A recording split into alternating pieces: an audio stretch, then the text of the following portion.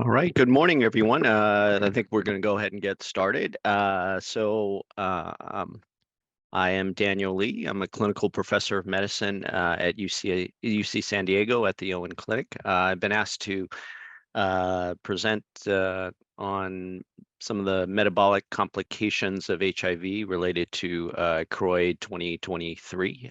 So that's going to be my talk. I think I am both talker and moderator, semi-moderator. I think there will be some help from Marvin and perhaps some other people. So if there are questions, go ahead and just type in the chat pod and we'll try to address them as we go along.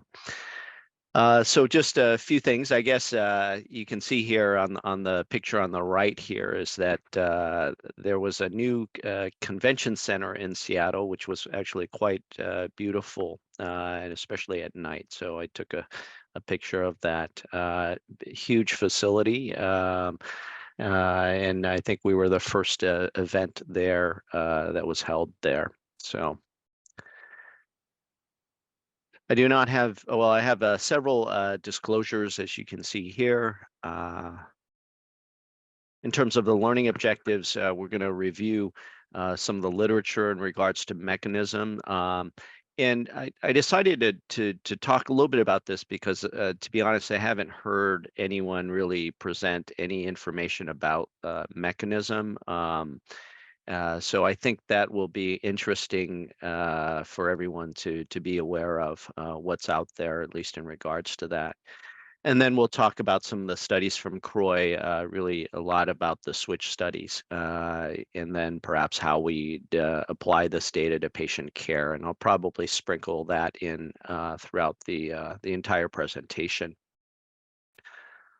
So in terms of mechanisms, the first two that I'm going to talk about here, HIF1 alpha as well as UCP1, are from not from CROI, but actually from the prior what they used to call the lipodystrophy study. Now it's the comorbidities, the comorbidities conference, which it was held in December. And then I'll talk a little bit about a presentation on the estrogen receptor alpha, which was presented at CROI. So this was the first study, and that was actually presented in December of 2022 at the prior lipodystrophy conference, now termed the International Workshop on Long-Term Complications of HIV and SARS-CoV-2. And so this basic science study, I think, is useful to kind of help you understand where the field perhaps is looking at in regards to possible mechanisms of action. I will do my best to try to explain basic science research in more clinical terms and what that means for us. So just some of the background, I think everyone's pretty much aware that there is this concern about INSTIs, and what's not on here is perhaps TAF as well in regards to causing possible weight gain. And obviously, whenever you have any weight gain, that can lead to increased risk of cardiovascular and other metabolic diseases. There are several risk factors, of course, for weight gain. We know this issue of return to health, that when someone has a very low CD4 count, you start them on antiretroviral therapy, there's this return to health weight gain. INSTIs appear to be a risk factor, perhaps as well as with TAF2. What we've seen is female gender is also seems to be a risk factor for weight gain, as well as age, so older age. And there have been obviously research that's been suggesting that both dolutegravir as well as bictegravir have these increased effects on weight gain. But adipose tissue is actually quite a bit more complex than I think most people think about. There is the adipocyte here, but there are also immune cells, there are endothelial cells. I think it's important to be aware there are these adipose progenitor cells. that are involved in adipogenesis, so creation of more fat. And we will talk about adipogenesis in a sec. But adipose tissue is involved in energy balance, so storage of energy, but also then releasing if you need energy as well too. Fat is not just for cushion, but also has paracrine and endocrine activities. And then I think where we'll kind of focus on is this issue with energy expenditure and thermogenesis.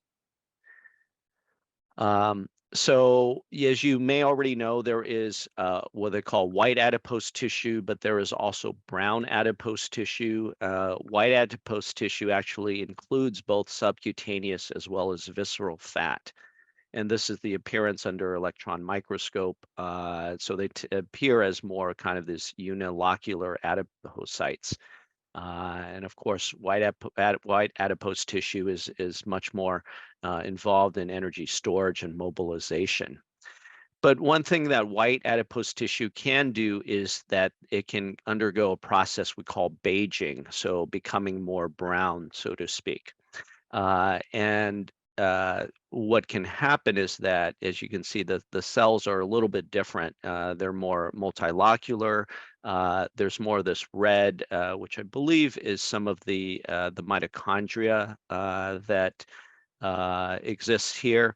And the beige adipose tissue is much more involved in thermogenesis. So in terms of creating energy. And so you hear the term of, when people are exercising, when you're doing, more physical activity, you're trying to burn fat, right? And on some level, this is what you're trying to increase thermogenesis and get rid of that. And so keep in mind that adipose tissue beiging is actually a good thing. So white adipose tissue, not as good. Beige adipose tissue and brown adipose tissue is better from a homeostasis as well as cardiometabolic health. And so just keep that in mind as we move forward talking about these studies. So what's the impact on integrase inhibitors on adipose tissue? Well, what happens is that you create this imbalance in the white adipose tissue. You actually get much more white adipose tissue. You get more lipogenesis, so creating more white adipose tissue. As I'll show a little bit later, integrase inhibitors can decrease UCP1, uncoupling protein 1. Which can lead to then decrease of this beiging process and therefore decrease thermogenesis. So you get this kind of imbalance where there's more white fat versus the brown and beige fat. When this happens, the white adipose tissues get the fat cells get bigger, as well as you get more fibrosis. Ultimately, that leads to then more expansion of this unhealthy fat, which can then lead to the problem that we may be seeing in terms of weight gain and cardiometabolic disorders. And so there is this inverse relationship here on the right with beiging and fibrosis. So if you decrease beiging, you increase fibrosis and vice versa. And this is thought to be perhaps related to HIF-1 alpha, which is otherwise known as hypoxia-inducible factor 1 alpha. So with that kind of background, what do? They decided to actually study subcutaneous as well as visceral fat in SIV, so simian immunodeficiency virus infected macaques. And so there were some control macaques here on the left, 11 SIV infected. And then they were given antiretroviral therapy, tenofovir, so TDF, FTC, as well as dolutegravir to these macaques. And I'll try to help focus the discussion because I know there's a lot going on here. But if you look here in this panel A, what you can see is that with giving dolutegravir, an antiretroviral therapy in the subcutaneous adipose tissue and the visceral adipose tissue, the SIV-infected macaques had increased expression of this HIF-1 alpha. And on the bottom here is basically just showing that when you do that, there are also the HIF-1 alpha expression here on the left is negatively correlated with beige adipocyte marker expression, and that's this PRDM16. But these are some of the fibrosis-related genes, and you'll see that there's a positive correlation here with that. So what does that mean? So I've tried to put some takeaways so that it makes it a little bit easier to understand. Is that dolutegravir increases HIF-1 alpha expression, which leads to decreased beige adipocytes, which, as I stated, are good, and then increased fibrosis in white adipose tissue, and that's in both the sub-Q as well as visceral fat, which is not so good. And so what they did was they took from the animal example and then decided to look at humans and see what happens in humans. And so they basically took these adipose stromal cells, exposed them to either dolutegravir or bictegravir during white or beige adipocyte differentiation, and they used an inhibitor of HIF-1 alpha called PX478. To see what the effect of that is in terms of can you reverse some of the effects that was shown on the previous slide. And so with HIF-1 alpha, so let me help you understand here. So let's focus here on the bottom left here. We talked about if you give dolutegravir, sorry, I'll point to this one. If you give dolutegravir or bictegravir, you see an increase in HIF-1 alpha expression. However, if you give PX478, which blocks this, what you see is a decline in the HIF-1 alpha, as well as if you look at fibrotic genes, you see kind of more of a normalization of that.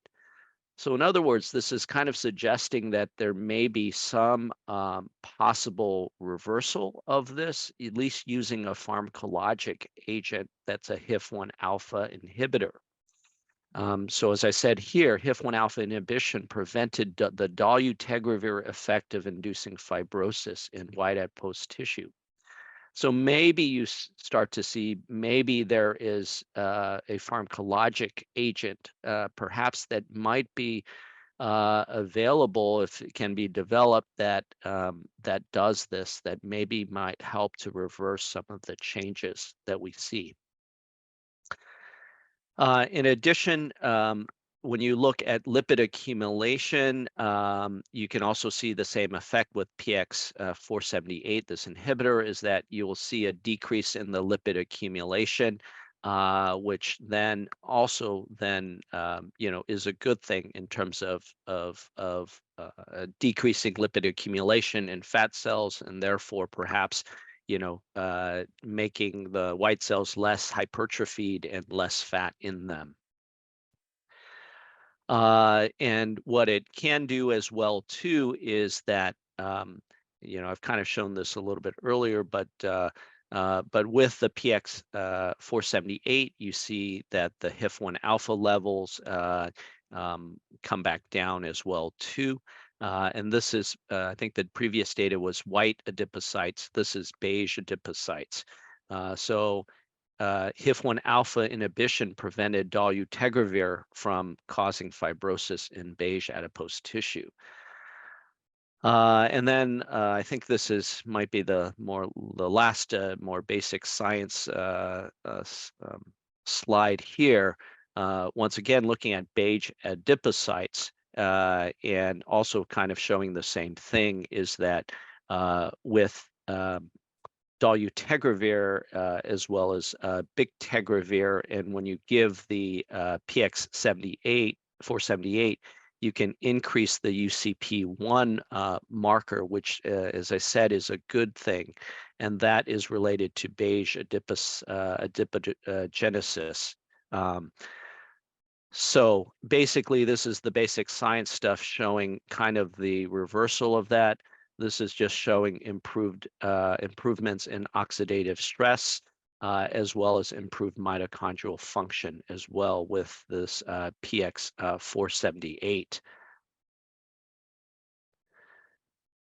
Yep.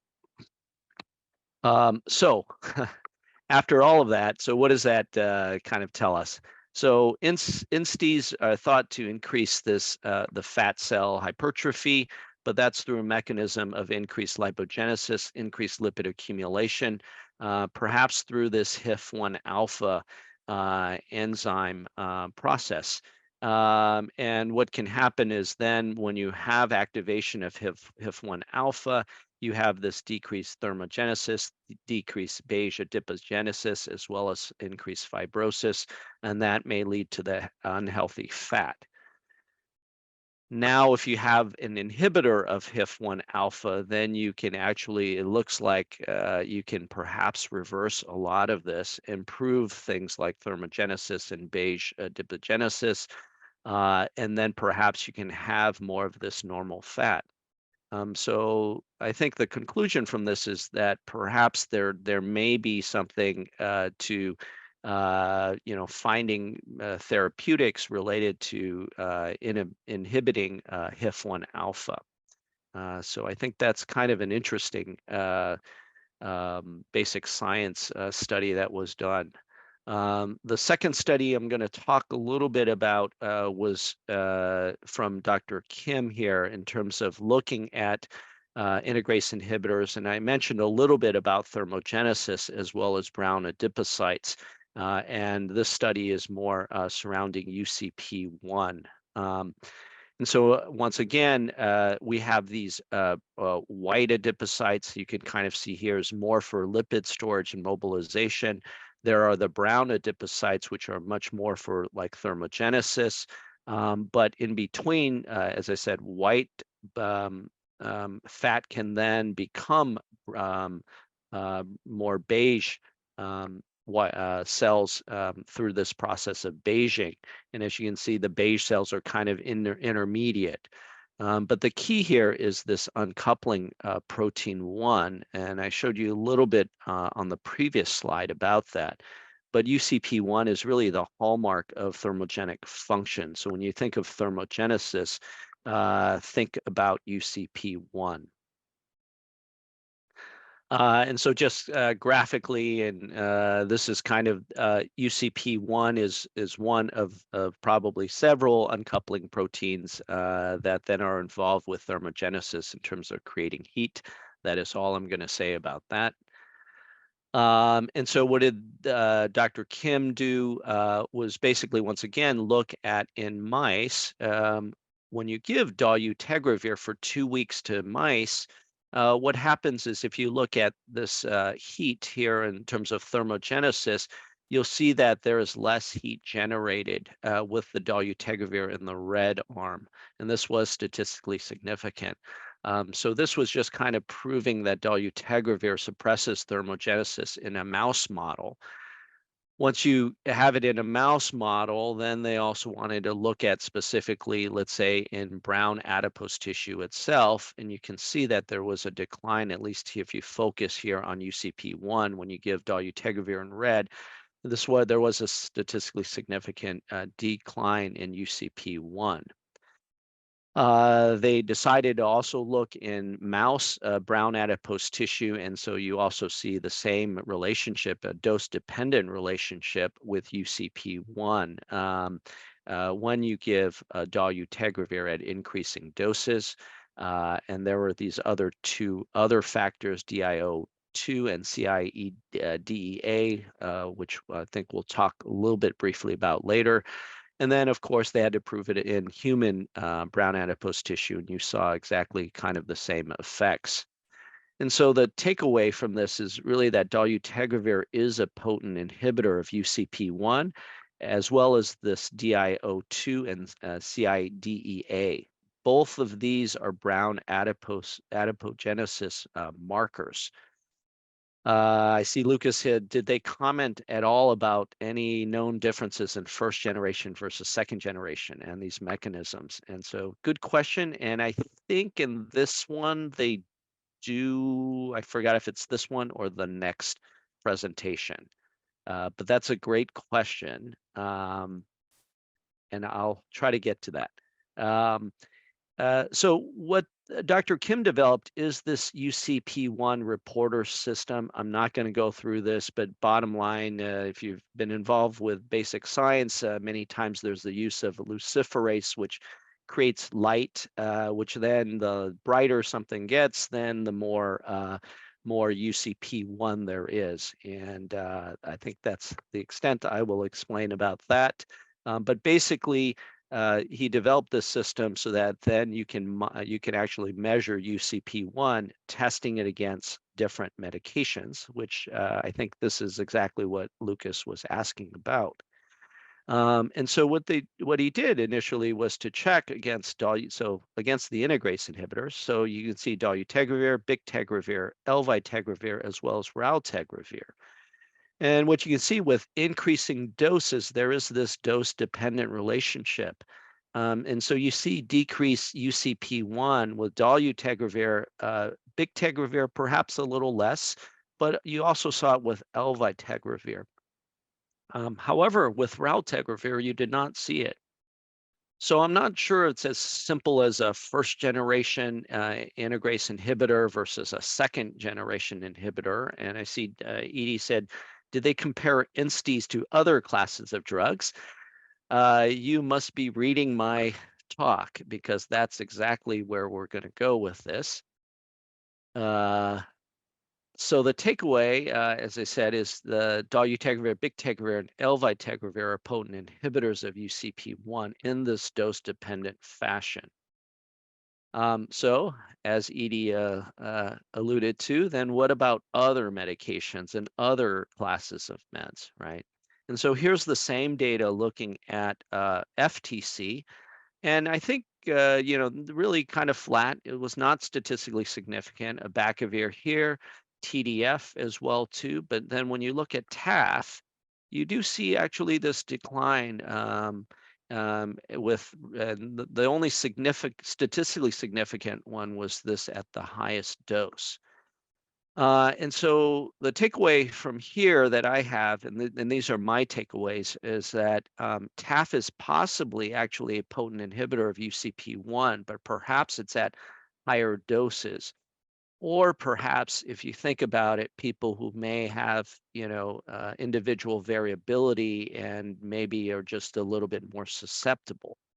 So this is actually, to me, the first thing that I've seen that maybe suggests that there's a mechanism related to TAF, and perhaps there is something related here to UCP1. What about the non-nucleosides here? And so you see a decline over time, but none of these were statistically significant for efavirenz or doravirine. So at least it looks like these two, the non-nukes, do not seem to have much of an effect. I do not know if he, looked at other ones. I'm sure at some point he probably has, and maybe we'll present all that later. If you look at protease inhibitors, atazanavir and darunavir, it looks like protease inhibitors do not have much of an effect on UCP1 expression. But the interesting thing is that the triple combination of TDF, FTC, and dolutegravir, you see these individually here, and then you see the combination together. And so to kind of help you out, I think that the red here represents like the equivalent kind of dosages to what's a standard dose that you would give someone, I think, clinically. And so you can see that at the standard doses, TDF, FTC, there's really no change in UCP1. However, with the standard dose of dolutegravir, you do see a decline. What's interesting is that when you give all three together, if you look at on X, that would be basically these three standard doses. And if you can kind of see that, it looks like it's even more of a synergistic effect with one time the dose. And this, if you were to think it's additive, then basically giving all of these probably should be more like this, which is about 0.2 times the dose.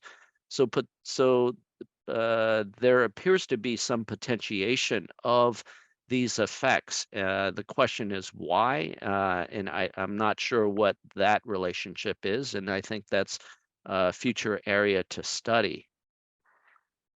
He did look at double combinations as well too, and so dolutegravir FTC, um, and so dolutegravir we know has its effect, but just with FTC by itself, there was no additive or even no synergistic effect, I should say. But it is interesting if I go back to the previous one, you add one more drug, and then there seems to be this synergistic effect. And with dolutegravir TDF, kind of the same thing, and then no effect at all on TDF FTC. He decided to also look at bictegravir in the exact same fashion as dolutegravir.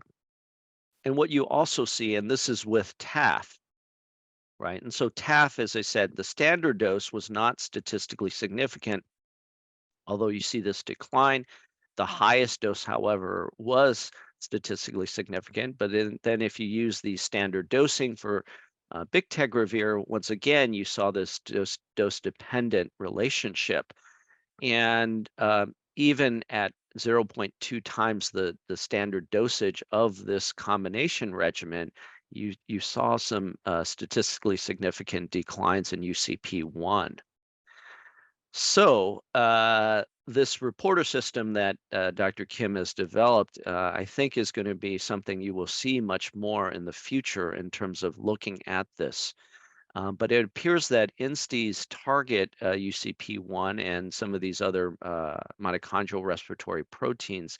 And so we've kind of shown that there's this triple combination that potentiates these effects of the of the INSTIs on UCP1. And I would also add that I think this data may suggest that TAF may also have effects on UCP1. So I think quite fascinating. The last basic science talk that we'll touch base on is by the same doc. So Dr. Kim also looked at estrogen receptor alpha in regards to how that the loss of that can disrupt this dolutegravir-mediated thermogenesis. And so estrogen itself is involved in energy balance, but we know that when you have estrogen deficiency or resistance, that can actually lead to obesity as well as inflammation, as well as a whole bunch of other metabolic effects related to insulin resistance and inflammation.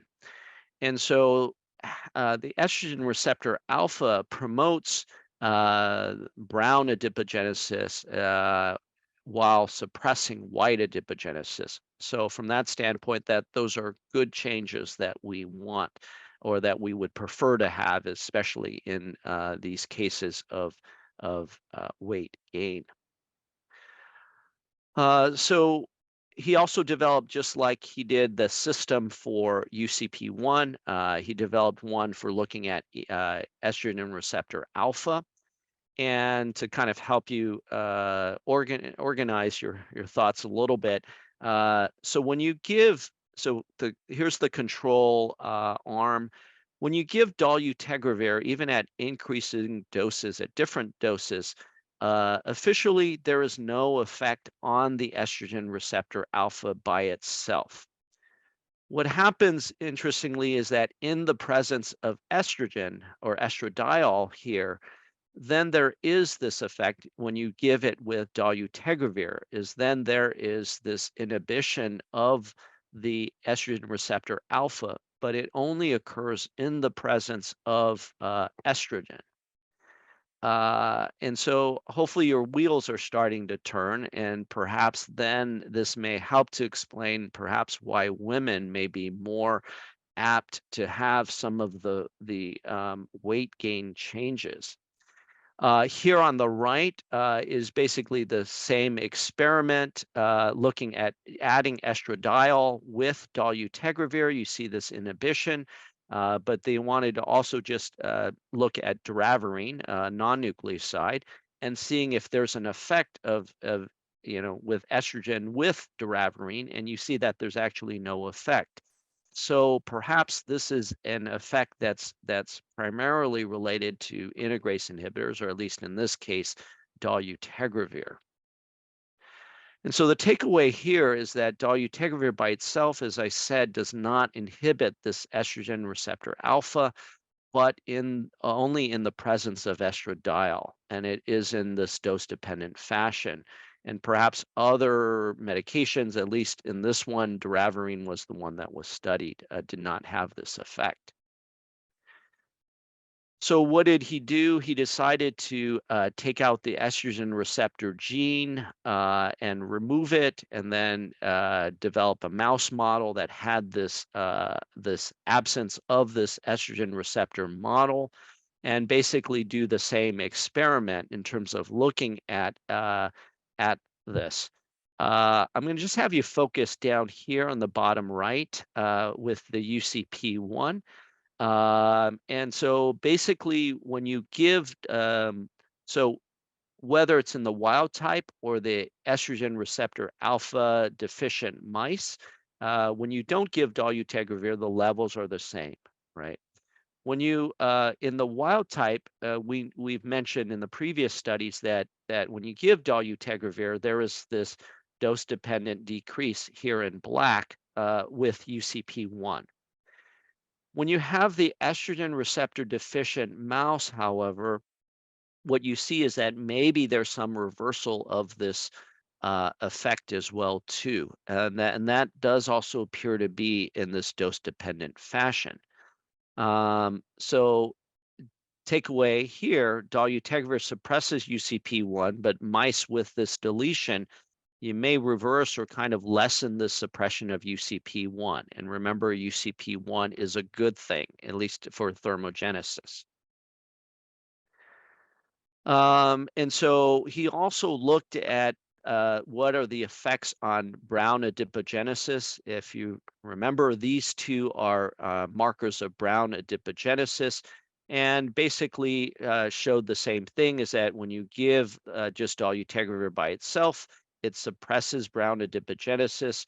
When you give the mice that have the lack of this estrogen receptor alpha, that seems to reverse this. So bottom line is that dolutegravir appears to inhibit this estrogen receptor mediated transcriptional regulation pathway, but it seems that it happens in the presence of estrogen. And perhaps women who have more estrogen perhaps may be at higher risk is I think kind of how I perhaps see it. But this is kind of the first data to suggest why perhaps dolutegravir maybe affects women more than men. And as I said, it may just be because of this presence of estrogen. So I find that actually quite interesting, at least these three studies, which is kind of why I thought presenting these would be useful, because to be honest, you really have not heard probably anything about these. With that said, the last part of this talk, and I'm just doing a time check, about 20 minutes or so, I'm just going to very briefly kind of go through these 5 switch studies. But I think it'll be interesting. Maybe we can have a little bit of a discussion at the end and talk a little bit about, given the discussions about the previous 3 studies I talked about, what people think about whether to still switch or not, and etc. So In regards to the solar study, you may be somewhat familiar with this. This was a study looking at people who are on bictegravir, FTC, and TAF. They had to be undetectable and at least on it for at least 6 months. And this was a multi-center randomized open label non-inferiority phase 3B study. So these people were on basically bictegravir, FTC, TAF.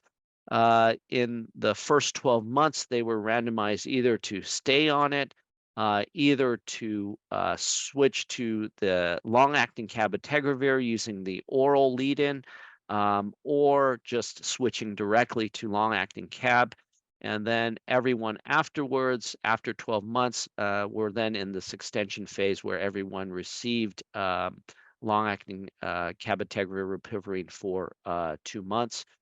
There are a variety of endpoints. My focus is going to be just on the metabolic side of things.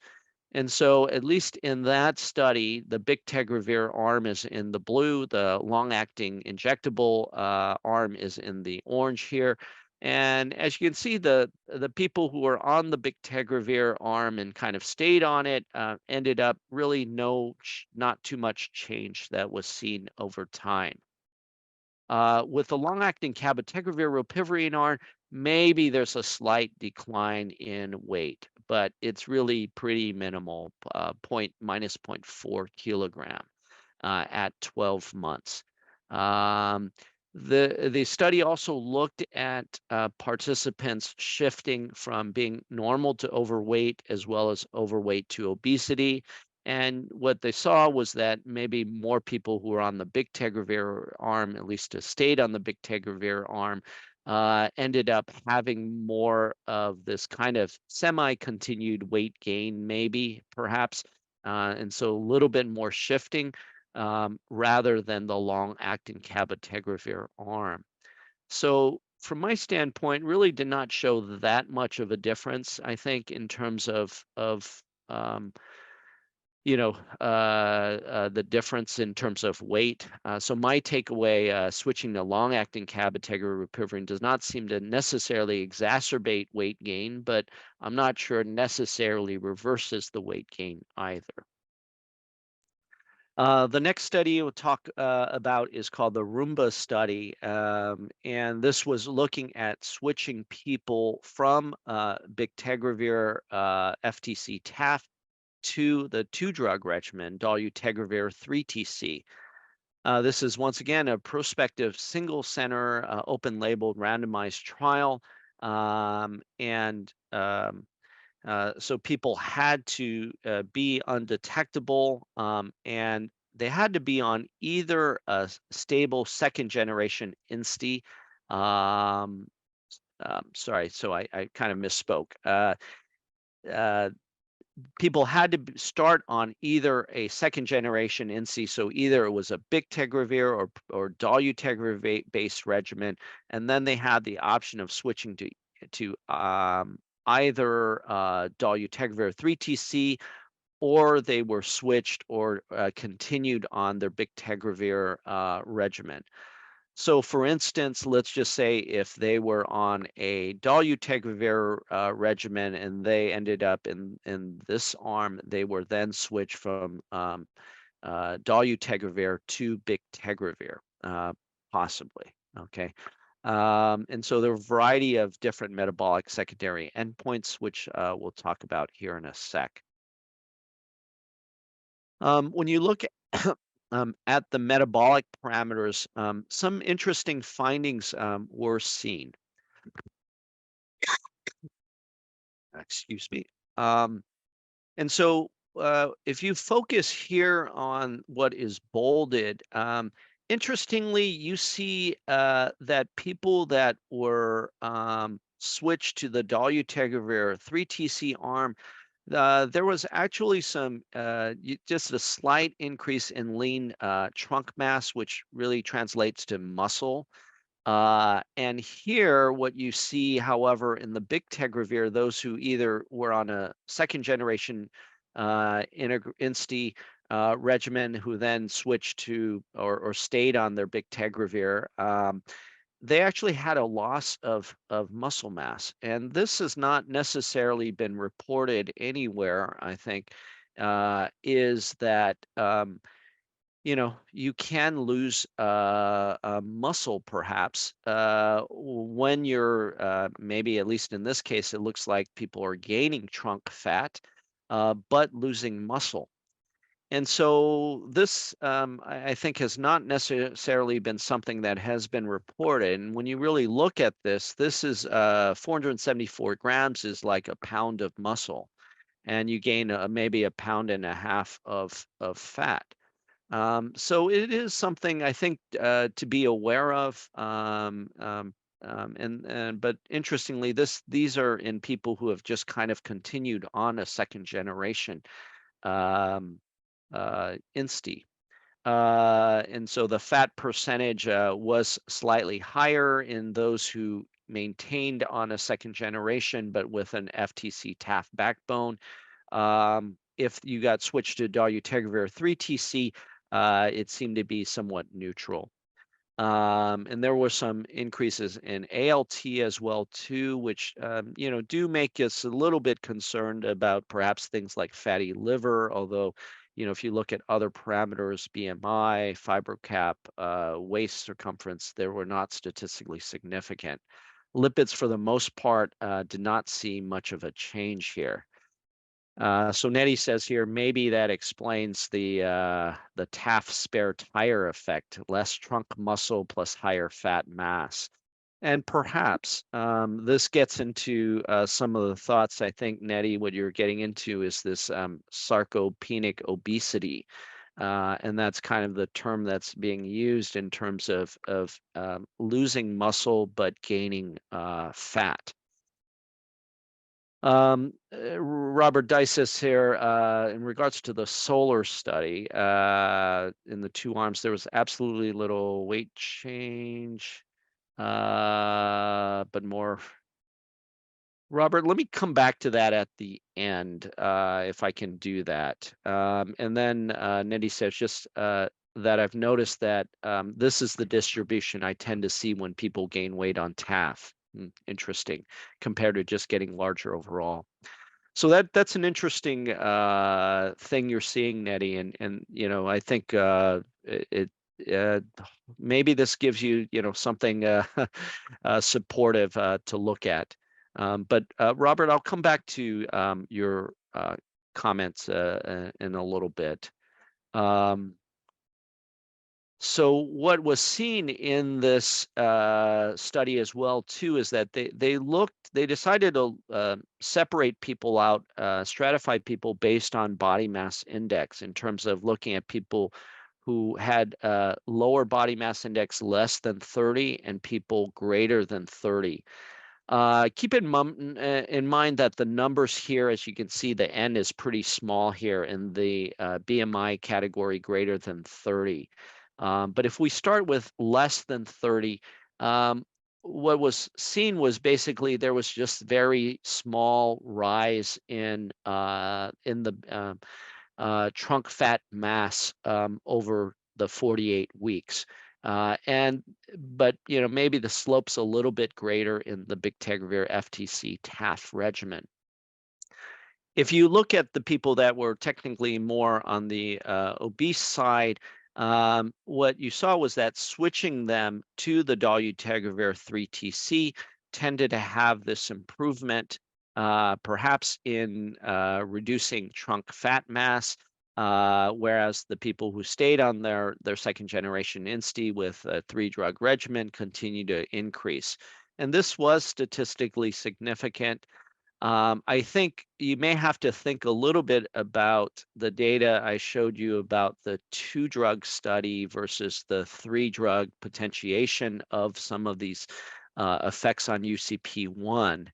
And so my kind of takeaway from this is perhaps switching to dolutegravir 3-TC, or perhaps it's really switching off TAF, maybe can lead perhaps to weight loss, or at least I should say actually more specifically trunk fat loss per se.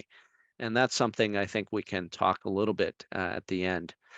In terms of the characterized study, this was a study, if you remember the advanced study, which was really the one that I think created a lot of the buzz in regards to really looking at the fat or the weight gain that we saw, especially in women versus men. Just a reminder, Advance was this open label randomized trial that was done in South Africa. And if you remember right, there was increased more weight gain with those on dolutegravir TAF, and then a little bit less just on dolutegravir without TAF, but on TDF, and then the least weight gain on efavirenz. And characterized was basically an extension of this where uh, everyone here would go into would switch to dolutegravir 3TC and TDF. And this was done in an open label fashion. And so if you remember Advance, this probably is very familiar to you in terms of seeing this data, females on the left, males on the right. And I think it's easiest to kind of look at the characterized data based on the female side here. So as we talked about, dolutegravir FTC TAF had the most weight gain in Advance. And then when you switch to dolutegravir 3TC TDF, in other words, really just switching TAF out to TDF, oops, you'll see that there is this decline in terms of weight. In the middle arm here, if they're on dolutegravir FTC TDF, and you switch to basically the same thing, instead of FTC, it's 3TC, really no change. And then lastly, if you switch from an efavirenz TDF-based regimen and basically switch from efavirenz to dolutegravir, you see this rise. And so the males, basically the same effect, but it's a little bit harder to see. So my takeaway is that I think this kind of confirms a little bit more that switching perhaps from TAF to TDF, I think, does lead to weight loss, and switching off efavirenz to dolutegravir certainly can lead to weight gain. So it kind of does matter what you switch from and what you switch to. The last two studies got about 5-6 minutes. I think I can do this. So we'll have a little bit of time. There was this data called the AMPATH study in Kenya. And it appears in Kenya, the standard of care was still using a lot of non-nucleoside regimens. And because of the change in guidelines, people were then switched to dolutegravir. And in this study, about 30% were on efavirenz, 30% were on nevirapine. And what this is showing, if we look at figure A here, is that for those people who've never been exposed to efavirenz and then were switched to dolutegravir, the curves seem fairly flat, not too much change in terms of weight gain. However, in those who received efavirenz and then you switch to dolutegravir, very similar to the previous slide I showed you, you saw this increase in terms of weight.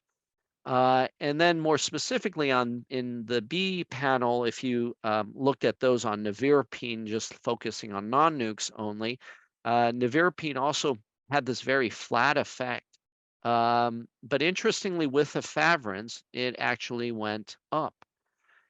And so the slope of these obviously increase on the efavirenz arm.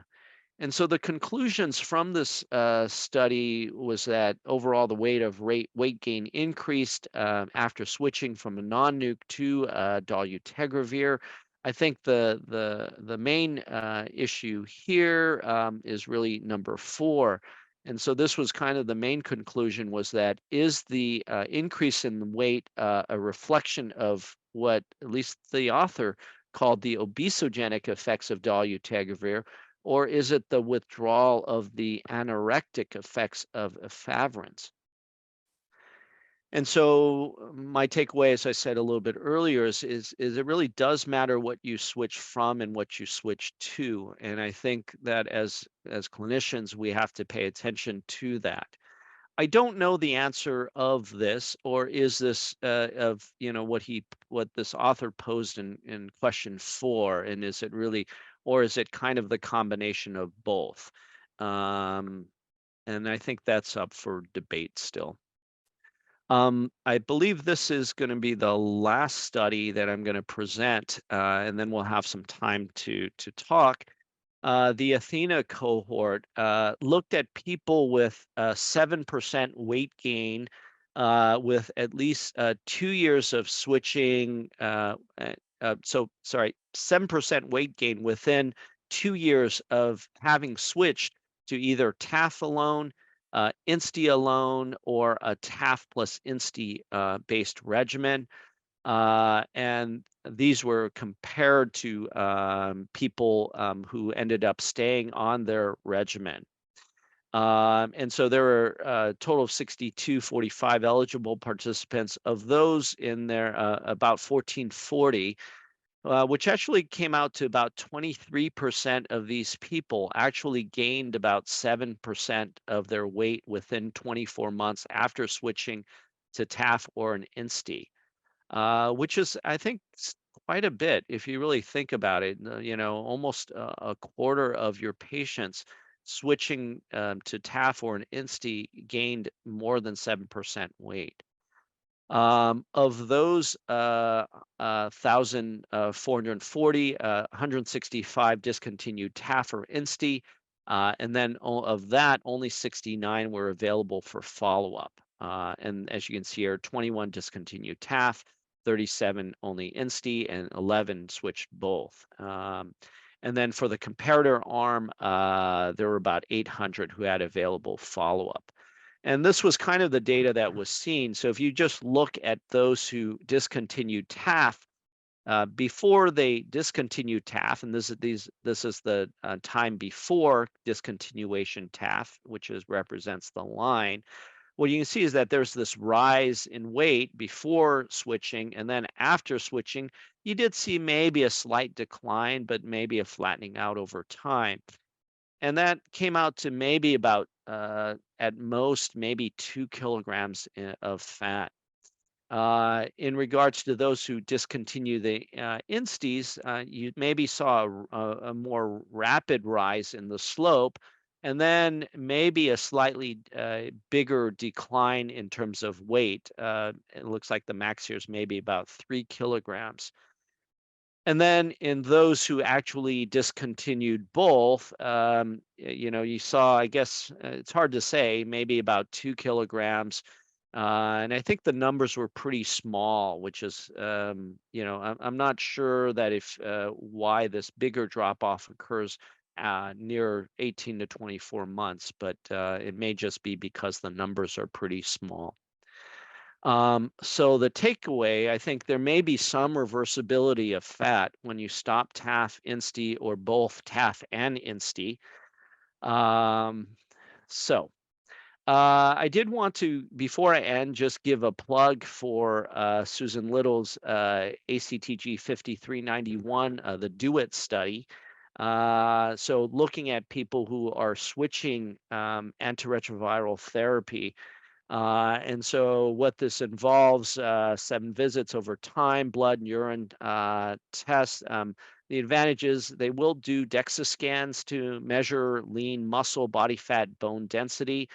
Eligibility, you have to be older than 18, currently on a regimen of TAF, FTC, and either Biktarvy, dolutegravir, or raltegravir.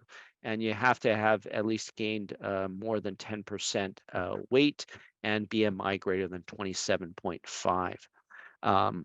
So if you're interested, you can call Christina at the number, ask about that study. So I'm going to go ahead and end here. And so hopefully it's been interesting to kind of look at some of these etiologic mechanisms, and hopefully you have a better sense maybe a better way of actually looking at some of these data and really critically thinking about these studies a little bit more. We talked about some of the switch studies as well too, and now maybe showing some reversibility. I still don't think we have a clear-cut answer as to what to do, but I think hopefully that will be, helpful.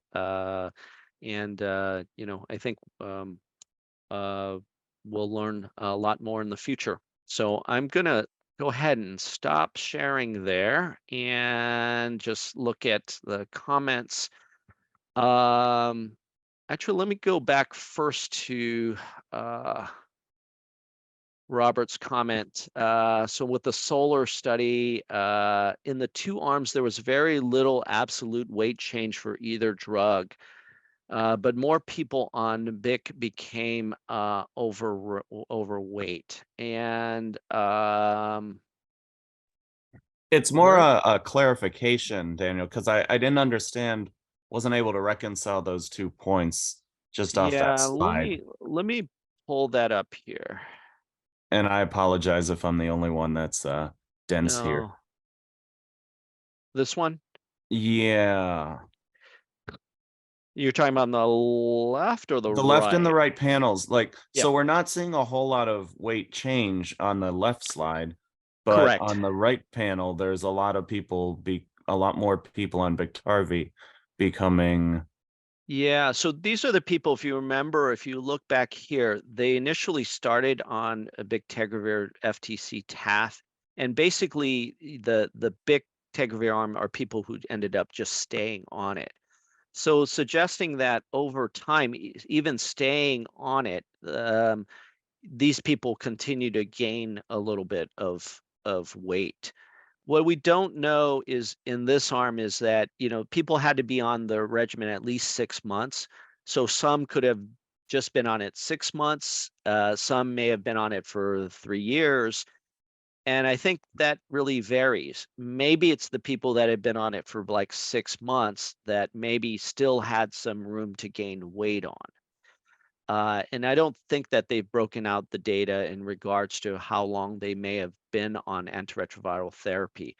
So what I'm getting at is some of this related to maybe still some return to health weight gain, but we don't know. Okay, thank you. Yeah. Let's see here. So thanks, Shannon. Do you have those graphs for folks who did not stop TAF plus INSTI in that last study? I don't. Unfortunately, I don't. But that would be interesting to see that data. I agree. Uh, S- Susan, just to interrupt, this is not an obesity study. Yes, it is. No, this is now an obesity study, not a weight gain study.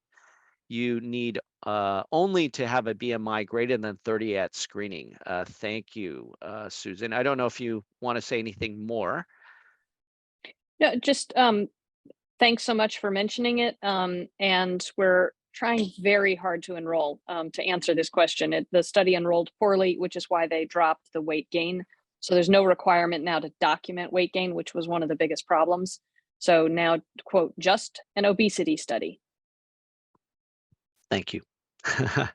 Edie says here, are you concerned that people may make medication decisions based only on potential weight gain, not considering other significant adverse effects of older meds? Yeah, I think it's a realistic concern, Edie. I think it is, and but I'm not sure how you can necessarily deal with that. I think obviously the people here, and I don't know if Edie, if you're on, if you want to Yeah, speak I'm more here. to that. Yeah. So what I worry about are things like I've heard colleagues, younger colleagues talking about, oh, we'll switch everybody back or Yeah. switch people to Yeah. TDF Yeah. because they don't have the same weight gain, not really considering Yeah. that people had a lot of other complications with their TDF, and the efavirenz that they were using there in comparison had a slew of side effects. Yep. Yeah, no, I think it is important, and you know, I think the switch is not always the answer to everything, and you know, as you kind of see, at least short term switch, maybe there's some effect, but I don't think it's, you know, the ultimate answer. But I think your point is well taken. I think when we do switch, obviously you do have to be aware of you know what you're switching to and some of the toxicities as well. I see her, Ankita, and welcome back, Ankita. Good to see you. For the dolutegravir study and estrogen estradiol study, weight gain among women with high estrogen who take dolutegravir. Was there any mention or thoughts on weight gain with exogenous estrogen use? Yeah, and dolutegravir, such as transgender females. Absolutely. I think that's a great question. And I think that there would be similar effects as well, too. And that might be interesting to look at transgender women and seeing if there's, you know, a similar effect in terms of weight gain that you might see. I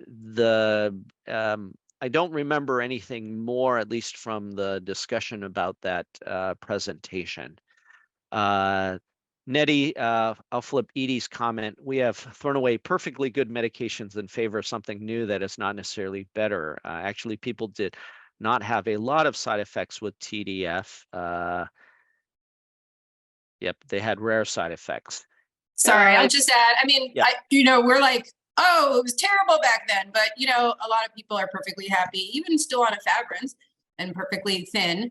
And so we flip to this new medication, which very frequently causes weight gain, which is a huge side effect. People hate it, and hate weight gain, and it's a big public health problem. So I just want to be cautious about thinking like in the bad old days with TDF, everything was terrible, when in fact TDF is a perfectly good drug that we used for many years without issues. And I think half weight gain is really a big deal that we want to take seriously.